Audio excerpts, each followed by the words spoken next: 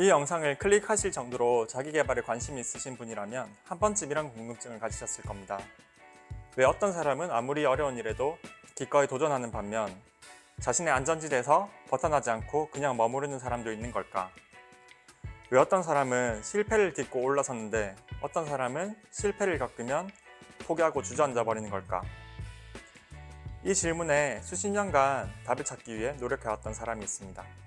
바로 스탠퍼드 대학의 캐럴 드웨 교수인데요. 테드 역사상 최고의 성공학 강연자 중 한 분인 캐럴 드웨 교수가 찾은 답은 바로 마인드셋이었습니다. 한국말로 마음가짐이라는 의미인 마인드셋. 이렇게 책으로도 출판되었습니다. 빌 게이츠는 마인드셋을 배우기만 해도 인생이 바뀐다라고 말하며 이 책을 추천했습니다. 빌 게이츠는 자기계발서를 추천하지 않는 걸로도 유명한데요.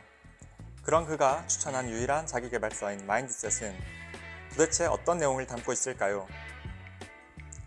캐럴 드웨 교수는 연구를 거듭하던 중 사람이 가진 두 가지 마인드셋을 발견하게 됩니다. 바로 고정 마인드셋과 성장 마인드셋인데요. 사람들이 고정 마인드셋 상태에 있을 때는 자신의 재능과 능력이 불변하고 고정되어 있는 자질이라고 믿게 됩니다. 그 자질은 한정되어 있고 언제나 그대로라고 생각하는 것이죠. 따라서 아무리 노력한다 해도 자질은 바꿀 수 없다. 그렇게 여기는 겁니다. 나중에 설명드리겠지만 고정 마인드셋은 사람들의 성공을 제한한다는 점을 알 수 있습니다. 또 고정 마인드셋은 사람들로 하여금 도전과 실패를 두려워하게 만듭니다. 왜냐하면 도전과 실패는 자신의 능력이 가진 결함을 드러낼 것이고 고정 마인드셋을 가진 사람들은 이 결함이 영구적이라고 여기기 때문입니다. 아무리 노력해도 고칠 수 없는 결함이라면 감추고 숨겨야 하는 것이죠.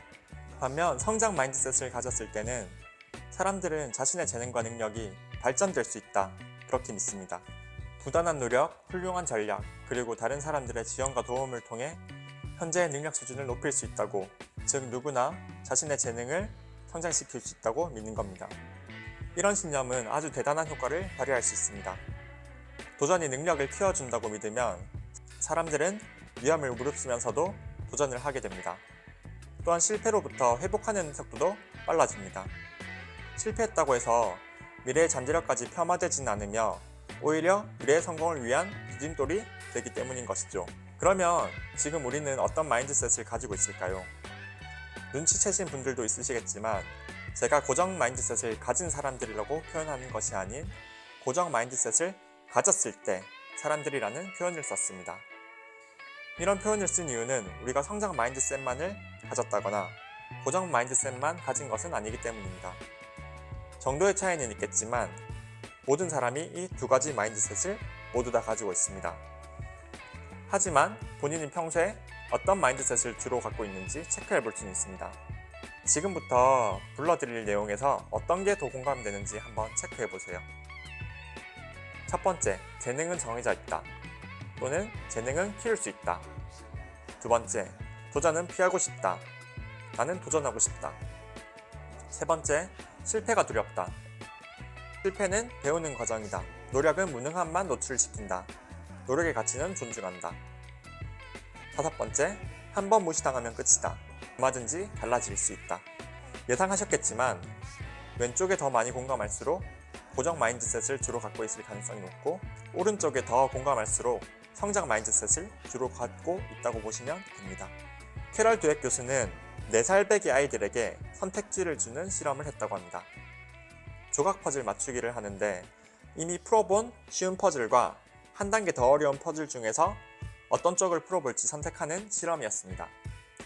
그 어린 나이에도 자질은 변하지 않는다는 고정 마인드셋을 가진 아이들은 보다 쉬운 쪽에 집착했다고 합니다.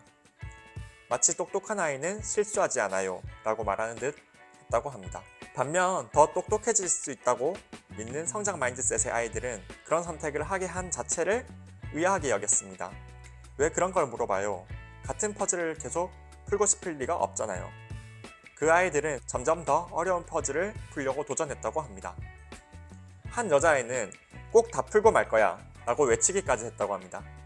쉬운 퍼즐을 선택한 아이와 어려운 퍼즐을 선택한 아이 중 어느 쪽이 퍼즐을 푸는 능력이 향상될까요? 당연히 어려운 퍼즐을 선택해 도전한 아이의 능력이 더 향상되지 않을까요? 만약 퍼즐뿐만 아니라 인생의 여러 분야에 대해서도 이런 태도의 차이에 따른 선택이 계속된다면 어려운 쪽으로 계속 도전하는 아이가 더 성공할 가능성이 높아 보입니다. 왜냐하면 계속해서 능력을 향상시키려고 할 것이기 때문이죠. 저도 이 책을 읽고 나서 친구들과 만날 자리가 있었습니다. 회사 이야기를 하다가 채권에 대한 이야기가 나왔습니다. 채권에 대해서는 금리가 오르면 채권이 좋다 정도밖에 몰랐던 저는 예전 같았으면 다 알아듣는 척하고 듣고 있었을 것 같습니다. 하지만 저도 모르게 자존심이 중요한가? 아는 게 중요하지 이런 생각이 들더라고요. 그래서 친구들에게 물어봤습니다. 채권은 쉽게 말하면 빚이더라고요. 예를 들어 회사채를 산다는 것은 회사에 돈을 빌려주고 이자를 받는 것이죠. 물론 친구들에게 거시경제는 잘 모르나 보네 라는 약간의 웃이 섞인 말도 들었습니다. 하지만 당장 무시당했다는 생각에 기분이 좀 나쁠 수 있지만 장기적으로 봤을 때 저는 채권에 대한 정확한 지식을 통해 올바른 의사결정에 도움을 받을 수 있을 것입니다. 묘지는 성장 마인드셋이 중요하다는 것을 알게 되었고 그것을 실천하다 보면 인생의 많은 시간이 배움의 기회가 될 것이라는 점입니다. 그런 마인드로 살다 보면 고정 마인드셋으로 살 때보다 훨씬 더 많이 성장하겠다는 것을 알게 되었습니다. 그렇다면 고정 마인드셋을 성장 마인드셋으로 바꾸는 방법에는 어떤 게 있을까요? 가장 중요한 것은 내가 변화할 수 있다는 믿음입니다. 만약 나는 절대 변화하지 못할 거라고 재능 있는 사람만 성공할 것이라고 생각한다면 그냥 이렇게 한번 해보세요. 나는 변화할 수 있다라고 매일매일 적고 외쳐보는 겁니다. 잠재의식을 바꾸는 방법에는 여러 가지가 있는데 100일 동안 100번 쓰기, 100일 동안 100번 외치기 등의 방법이 있습니다. 이게 부담스럽다면 종이에 나는 변화할 수 있다라고 적어서 붙여놓고 보일 때마다 외쳐보세요. 하다 보면 분명히 나도 변화할 수 있다는 믿음이 생길 것입니다. 그렇게 100일 동안 마음을 다잡고 잠재의식을 바꿔서 도전을 하면 성공할까요? 죄송하지만 거의 대부분 실패를 할 겁니다. 여전히 무력감을 느끼고 실망할 거예요. 그렇다고 해서 당신은 변한 게 하나도 없는 것일까요? 아닙니다. 이 마인드셋 책에서는 이미 변화에 성공했다 해도 과거의 믿음을 수술 부위처럼 깨끗하게 도려내고 새 믿음을 대체할 수는 없다고 합니다. 새로운 신념은 단지 과거의 신념과 공존하는 것이고 새 신념이 강해질수록 우리는 과거와는 다르게 생각하고 느끼고 행동하게 된다고 합니다. 조금 실망해도 됩니다. 전처럼 무력감을 느껴도 됩니다. 하지만 꼭 기억해야 할 것은 내가 실패를 했음에도 무조건 배운 게 있다는 점입니다. 지금 당장 깨달은 게 없다고 느껴질지 모르지만 시간이 지남에 따라 그 실패는 당신의 성공의 발판이 될 것입니다. 실패는 성공의 어머니라는 말이 괜히 있는 게 아니거든요. 책에서는 성장 마인드셋에 이르는 4단계를 설명합니다. 첫 번째는 인정, 두 번째는 파악, 세 번째는 명명, 네 번째는 교육과 동행인데요. 하나하나 설명을 드리겠습니다. 당신의 고정 마인드셋을 받아들이는 것이 첫 번째 단계입니다. 잘 살펴보면 우리 모두는 고정 마인드셋을 가지고 있습니다. 하지만 고정 마인드셋이 우리 안에 있다는 것을 인정하자는 것이지 그것이 자주 모습을 드러내 대혼란을 일으키는 걸 용인하라는 뜻은 아닙니다.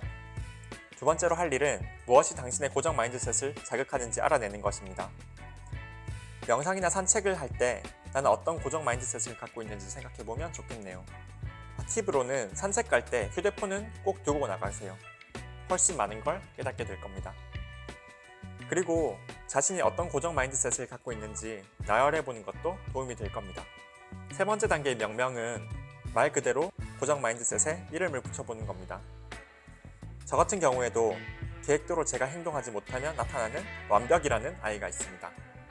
이 완벽이는 계획대로 행동하지 않으면 모든 계획을 파기하고 잠을 자거나 자극적인 것들을 찾게 하죠. 그렇게 저는 제가 하려고 했던 글쓰기, 책 읽기 등을 하지 못하고 잠을 자고 유튜브를 보거나 인스턴트 음식 등을 찾다가 하루를 소비하는 것이죠. 이 영상을 찍으면서 처음 명명을 해봤는데 뭔가 귀엽고 재밌네요. 완벽이라는 캐릭터 모양도 떠올라지는 것 같고 함께 동행하는 동반자라는 생각이 들기도 합니다. 잘 달래줘야겠다는 생각도 드네요. 꼭 한번 해보세요. 네 번째 단계, 교육과 동행입니다. 이 고정 마인드셋은 함께 가야 할 동행자입니다. 완벽하게 없앨 수 있는 게 아니지요. 그래서 교육을 시키고 동행을 해야 합니다. 당신의 고정 마인드셋을 자극하는 동기에 대해 더 잘 알게 될수록 당신은 고정 마인드셋의 출현을 더 잘 경계할 수 있습니다. 그러면 당신은 그 고정 마인드셋을 부정하거나 없어지라고 말하지 않고 일단은 감싸줍니다.